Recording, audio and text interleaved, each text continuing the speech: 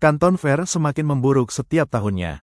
Pada Canton Fair ke-137, banyak orang mengatakan bahwa pelanggannya tidak bagus. Izinkan saya berbagi pengalaman saya dengan pelanggan yang saya temui dan apa yang dikatakan oleh para peserta pameran kepada saya. Memang benar, pelanggan sebagian besar berasal dari Timur Tengah, Amerika Selatan, Rusia, Afrika, dan Asia Tenggara. Saya mengelola pasar Eropa dan Amerika, dan situasinya sulit sejak tahun lalu hingga tahun ini. Hal lain adalah banyak dari pelanggan ini yang sebelumnya tidak pernah datang, dulunya membeli secara lokal tetapi sekarang mereka ingin mencari sumber langsung dari China. Mereka menghindari memakai jasa makelar dan ingin berurusan langsung dengan pedagang China. Mereka ingin menjadi perantara sendiri. Impor langsung dari China dan kemudian menjual ke AS. Itulah mengapa tahun ini sangat populer. Sulit untuk menarik klien besar Eropa atau Amerika di Canton Fair. Hari ini sangat mengecewakan. Ini hari terakhir dan tidak ada pelanggan asing yang mampir ke stand kami. Saya berjalan-jalan di aula pameran dan melihat banyak produk lain seperti bak mandi, robot, dan kursi roda. Mayoritas klien yang mengunjungi stand kami beberapa hari ini berasal dari Asia Tenggara. Bagi mereka yang menunjukkan minat, saya menambahkan mereka ke daftar kontak saya dan mengirimkan gambar dan harga produk, tetapi sebagian besar dari mereka membaca pesan dan tidak membalas. Saya kira mereka telah mengunjungi cukup banyak stand, menambahkan banyak orang, dan tidak dapat membaca semua pesan. Setelah saya pulang, saya akan follow up. Bos kami menyuruh kami untuk menawarkan harga terbaik yang kami bisa untuk potensi kesepakatan. Kami mungkin akan segera mulai berkemas. Hei, saya baru saja keluar dari Canton Fair. Saya tidak bertemu satupun klien AS hari ini. Benarkah? Kami membuat panci masak kelas atas dan tidak ada klien Amerika atau Eropa. Kemana kita akan menjual produk kelas atas kita? Saya berdiri di sana sepanjang hari dan saya benar-benar merasa kali ini kita sudah selesai. Pada tanggal 18 April seorang penjual di Canton Fair di pusat pameran PJO Guangzhou membagikan video yang menunjukkan kontras yang mencolok dari hari-hari sebelumnya. Dia mengatakan pada pukul 12.30 hanya ada beberapa orang di seberang aula dan area itu benar-benar kosong. Hampir tidak ada pengunjung di lantai bawah. Peserta pameran lain memposting video kemudian pada hari itu yang menyoroti perubahan dramatis pada hari keempat pameran. Keramaian beberapa hari sebelumnya tak terlihat dan suasananya jauh lebih sepi. Saat kegembiraan acara memudar, penjual berspekulasi apakah pembeli internasional yang telah berkeliling selama 3 hari telah berkemas dan pulang lebih awal. Canton Fair ke-137 diadakan dari tanggal 15 April hingga tanggal 5 Mei di Guangzhou, Guangdong dalam 3 fase dengan fase pertama berakhir pada tanggal 19 April. AS, salah satu pasar ekspor terbesar China, telah mengalami penurunan permintaan yang signifikan untuk barang-barang China karena tarif tinggi yang secara substansial meningkatkan biaya produk China yang masuk ke AS.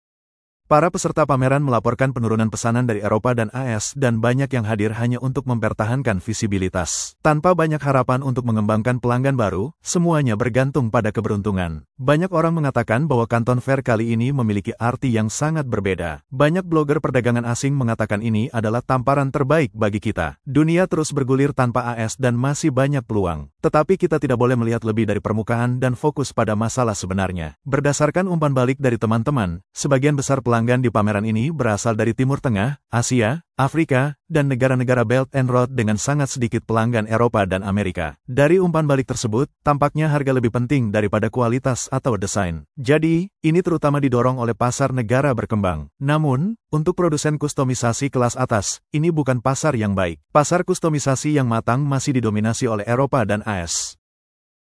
Jadi bagi produsen yang berfokus pada pasar Eropa dan Amerika, Canton Fair ini tidak membawa banyak manfaat. Tetapi Belt and Road Initiative tentu saja layak mendapat perhatian lebih. Pabrik-pabrik yang terutama bekerja dengan pasar Eropa dan Amerika merasa sulit untuk berbisnis di negara-negara Belt and Road. Sistem kontrol kualitas dan kemampuan desain mereka diarahkan untuk klien AS dan Eropa. Beralih ke pasar kelas bawah di Afrika atau negara-negara Belt and Road adalah penyesuaian yang sulit dan harganya tidak sesuai.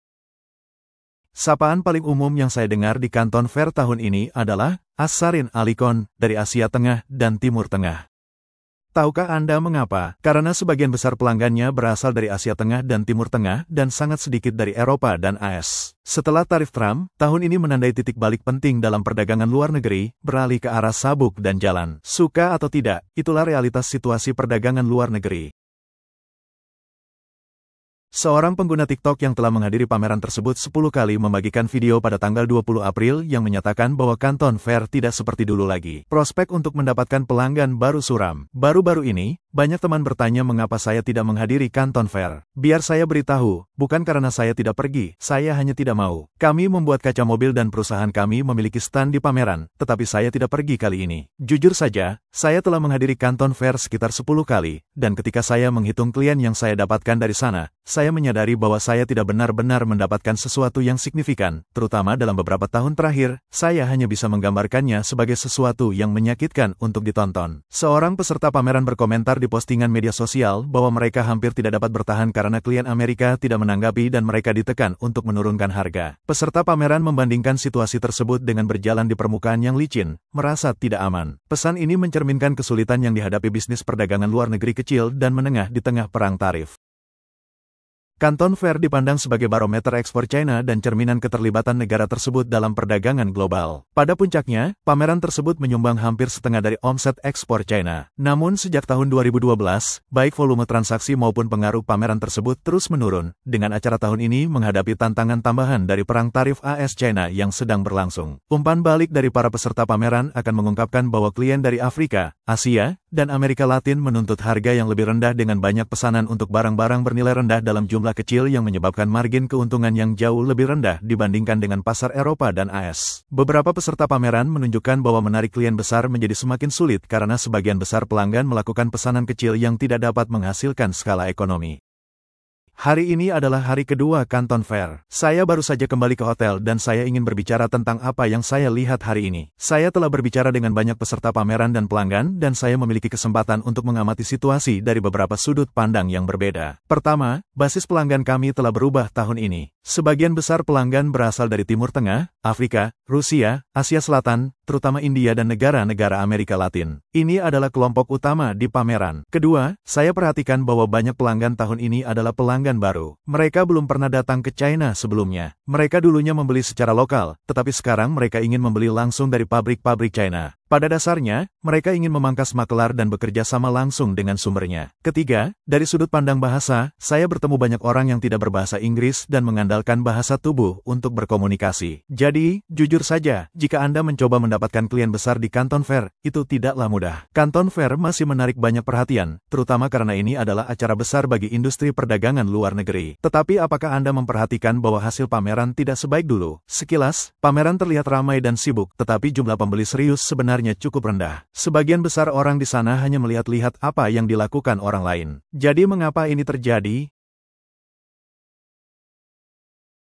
Saya pikir ada dua alasan utama. Pertama, bagi para peserta pameran, biayanya terlalu tinggi dan laba atas investasi tidak bagus. Jadi, banyak orang mungkin memilih untuk berbagi stand atau hanya hadir untuk berjalan-jalan, bertukar kartu nama, dan melihat apa yang terjadi. Kedua, pembeli internasional sekarang memiliki lebih banyak cara untuk mendapatkan informasi. Mereka tidak lagi hanya bergantung pada Canton Fair untuk mencari pemasok. Jadi, bahkan jika Anda mendapatkan beberapa kartu nama di pameran, jangan terlalu bersemangat. Para pembeli ini pintar. Mereka mungkin juga telah mengambil kartu nama dari semua kompetitor Anda. Mereka adalah pembeli profesional dan mereka mungkin lebih tahu produk Anda daripada Anda sendiri. Setelah pameran, jika Anda mendapatkan pertanyaan, jangan terlalu senang. Saya dapat menjamin bahwa mereka telah mengirimkan pertanyaan yang sama ke semua kompetitor Anda. Dalam situasi ini, yang benar-benar dapat Anda saingi hanyalah harga, dan tidak banyak hal lain yang dapat Anda tawarkan. Anda mungkin akhirnya melakukan bisnis, tetapi tanpa menghasilkan keuntungan. Jika Anda tidak mengambil pesanan, orang lain akan melakukannya. Jadi, Anda berkata pada diri sendiri, mari kita deal saja. Saya mungkin tidak menghasilkan uang kali ini, tetapi mungkin lain kali. Itulah kenyataannya. Canton Fair tahun ini adalah pameran ekspor skala besar pertama yang diadakan di China sejak perang dagang AS-China dimulai. Namun, kerugian keuntungan yang disebabkan oleh kenaikan tarif telah membuat banyak peserta pameran sangat khawatir.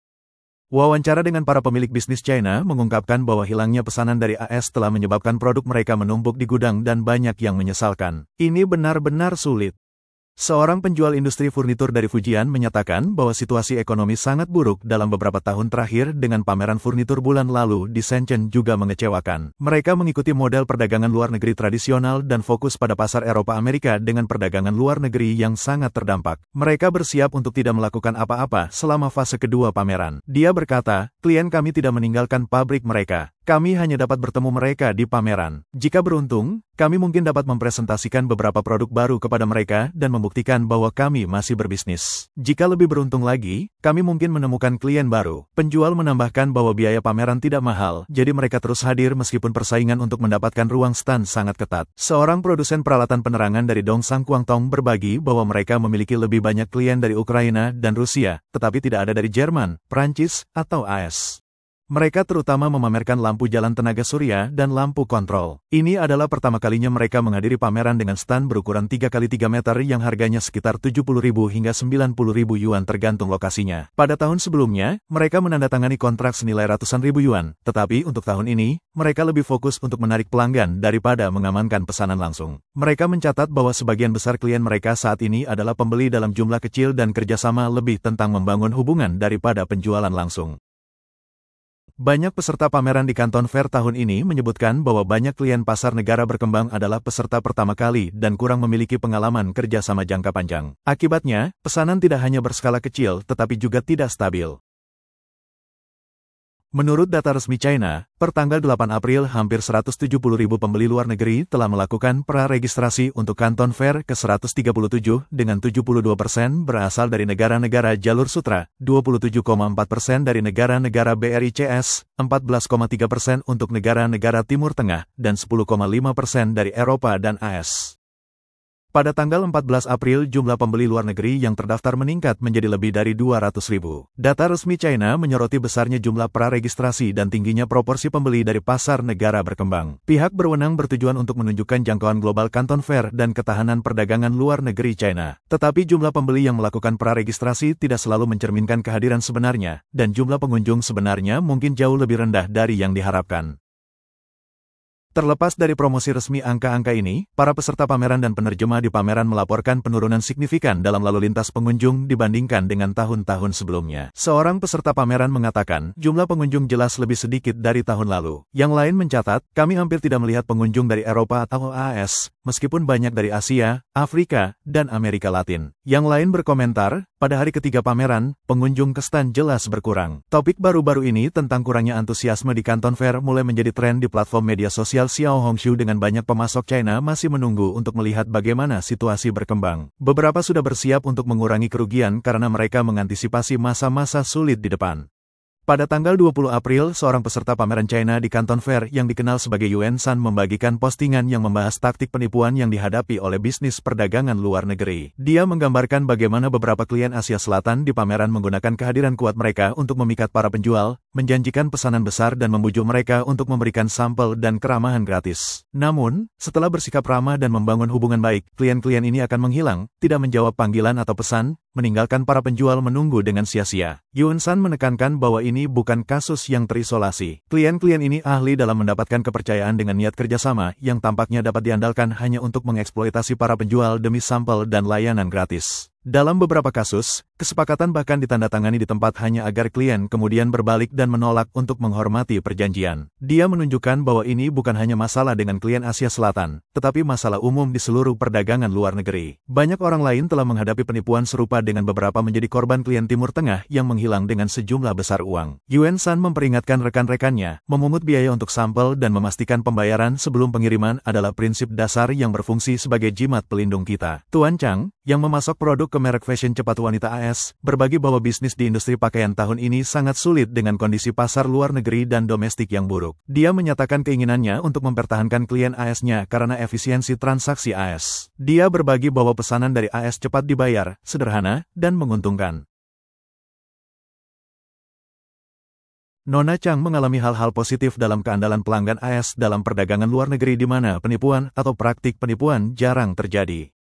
Pembayaran cepat, transaksi langsung, dan keuntungan cenderung lebih tinggi. Ini sangat kontras dengan taktik yang mungkin digunakan oleh beberapa klien Asia Selatan dan Timur Tengah seperti yang disebutkan oleh peserta pameran lainnya di pameran.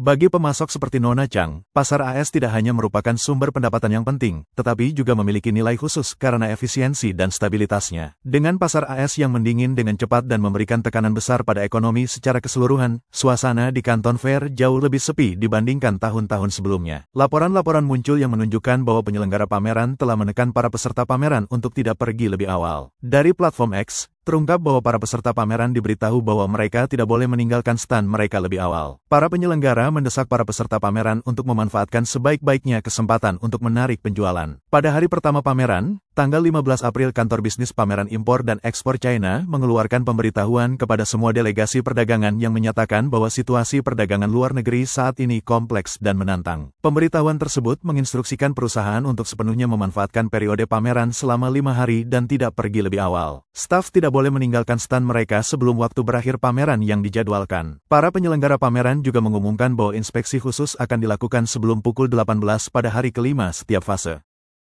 Setiap peserta pameran yang meninggalkan stand mereka lebih awal atau memindahkan pameran mereka akan kehilangan kualifikasi untuk penghargaan pameran dan akan dilaporkan secara publik. Pada tanggal 18 April, para peserta pameran menerima pemberitahuan lain yang menegaskan kembali bahwa tidak ada keberangkatan awal yang diizinkan dan hari kelima pukul 18 adalah waktu keberangkatan resmi. Namun, kemudian para peserta pameran diberitahu bahwa tidak akan ada persyaratan ketat untuk waktu keberangkatan pada fase pertama jika tidak ada pembeli di lokasi. Para peserta pameran dapat mulai beberes setelah pukul 12 pada tanggal 19 April. Bloomberg melaporkan bahwa pemberitahuan ini telah banyak dibagikan di platform media sosial China dan dikonfirmasi oleh 2 peserta pameran. Para ahli industri percaya bahwa dari perspektif diplomasi China, ekspor adalah masalah menjaga citra negara. Bahkan di bawah tekanan, pemerintah China masih berusaha keras untuk mendorong acara-acara ini. Menanggapi pemberitahuan tersebut, beberapa pengguna China menunjukkan bahwa kali ini tidak semudah sekadar pergi bagi bisnis dengan sedikit pengunjung. Canton Fair telah menjadi cobaan berat. Beberapa mengejek para penyelenggara, menyarankan mereka mempekerjakan aktor untuk mengisi ruang. Ini tidak cukup. Mereka harus membawa beberapa orang Asia Tenggara dan Eropa sebagai figuran untuk membuat tempat tersebut terlihat ramai setiap hari. Para ahli telah menganalisis bahwa dampak perang tarif terhadap Canton Fair dan perdagangan luar negeri China bersifat multifaset, memengaruhi kepercayaan diri para peserta pameran, struktur pesanan, dan fungsi keseluruhan pameran. Canton Fair tahun ini jelas menunjukkan penurunan pesanan dari Eropa dan AS. Sementara pesanan dari Afrika dan negara-negara jalur sutra meningkat. Pergeseran ini menunjukkan perubahan dalam ekspor China yang belum tentu menguntungkan. Ekspor ke Eropa dan AS cenderung memiliki harga yang lebih tinggi sementara ekspor ke negara-negara jalur sutra atau Asia lebih rendah harganya yang akan memengaruhi angka perdagangan luar negeri China secara keseluruhan. Singkatnya, tampaknya Canton Fair semakin kurang berhasil setiap tahunnya.